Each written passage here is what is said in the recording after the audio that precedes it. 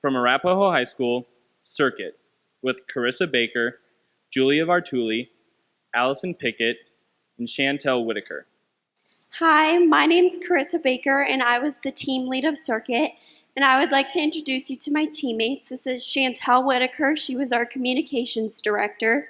Allison Pickett was our mentor liaison. And Julia Vartuli was our videographer. When we first heard about the Big Idea project, we were excited to begin, but definitely felt overwhelmed.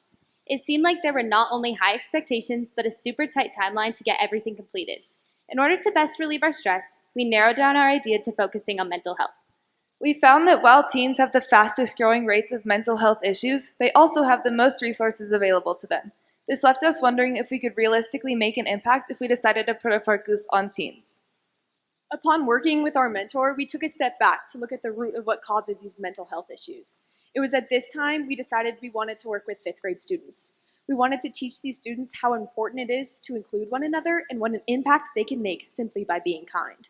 At this time, we'd like to share our video with you. We aren't going to lie about it. 1 in 4 people deal with mental health issues, and 2 of those 4 never say a word about it.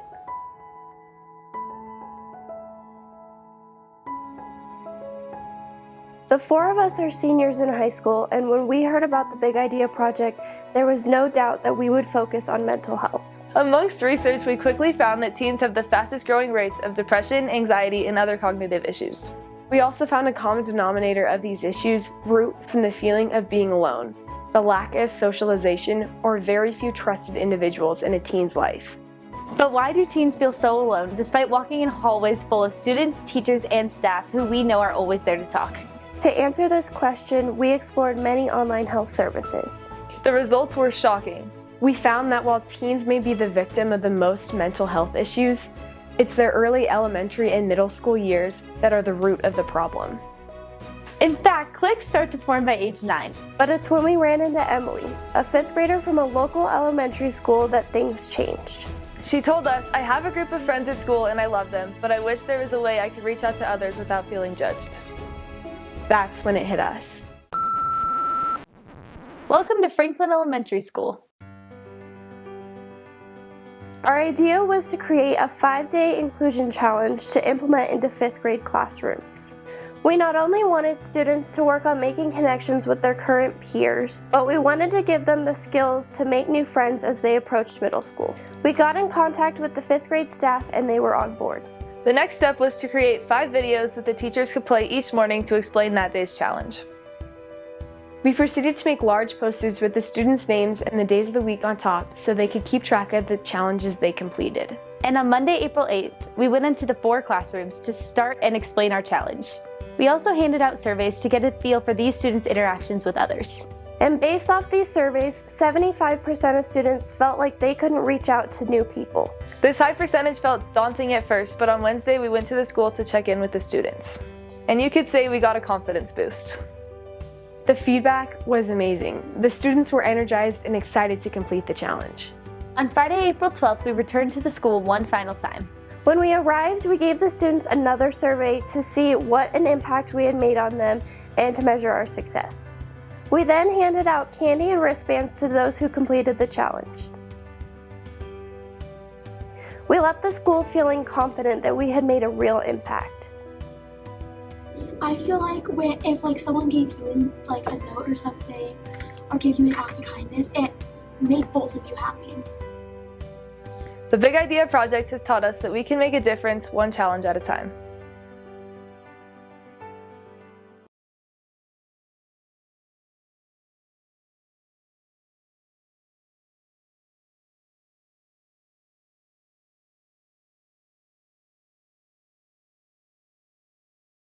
Simply put, as the students became more energized and motivated to complete the challenges, we became more energized and motivated to help them through the process. A couple of the challenges that we had the students complete were writing a nice note to someone that they don't normally talk to and sitting with someone new at lunch. The definition of a generous leader is someone who abundantly gives themselves so others may be and do their best. Throughout our Big Idea project, we weren't only focused on being generous leaders to each other, but we wanted to be generous leaders to the 5th grade students so they could be as successful as possible as they completed our challenge. From the start of the challenge to the end, we saw that students were becoming more comfortable with their peers. In fact, almost 100% of students participated in our challenge, as seen by one of the posters that we put up in each of the classrooms. There was also a 20% increase in the number of students who said that they felt comfortable talking with new people around them. Our goal of this project was to leave a lasting impact on the students and for them to carry the lessons that they learned throughout the week into middle school and beyond. In order to make the impact that our 5-day challenge had lasting, we made a YouTube channel with the 5 challenge videos so that any school can access them.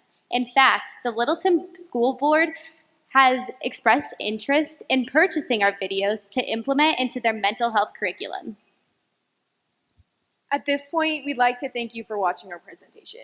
We'd also like to thank Ms. Guevara, our World Lit teacher, Ms. Betts, our Big Idea Project representative, Mr. Monreal, our mentor, and the 5th grade staff at Franklin Elementary School.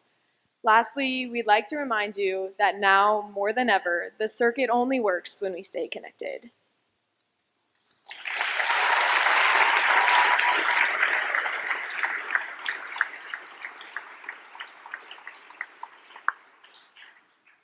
Ladies, congratulations, first of all, on your, sounds like, continued business venture. That's fantastic.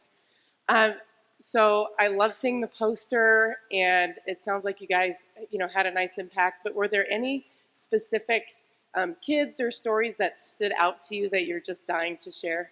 Yeah, I definitely have one from when we went back on Friday to basically see how it went the whole week and get feedback from all of the students. There was one student who, when we were asking for feedback, he raised his hand and, we called on him and he said, "Oh, I think that the challenges were good, but I think they should have been harder," because he thought that people weren't being genuine when they were doing the challenges because he liked to see everyone doing it. And I think in some of the classes, the teachers were definitely asking them to share what they had done before they got to check it off. And I think in this classroom, maybe the teacher wasn't having them do that. So he felt like people weren't being super genuine and he wanted the challenges to be harder. And I just really loved that. Also, going off of that, when we went in to check in with the students on Wednesday, we heard the same story from every classroom. So not only were they interacting with other students in their class, but all the classes together were having this debate whether chicken or steak was better, and we heard that in every classroom we went into. So it just showed that really all of them were doing the challenge and they were trying hard to be as genuine as possible. Thank you.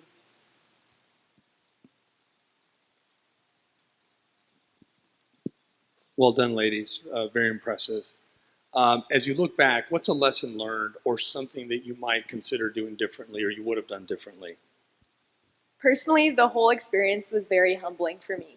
As I stood in front of all of these 5th grade students and asked them to sit with new students at lunch, I had to step back and ask myself the same question. And it really opened my eyes into the reality of how important our project is, because as a senior in high school, if I can't sit with someone new at lunch, I want these 5th graders to grow up feeling like they can, and when they're in our position, I think that they can really make an impact on teen mental health.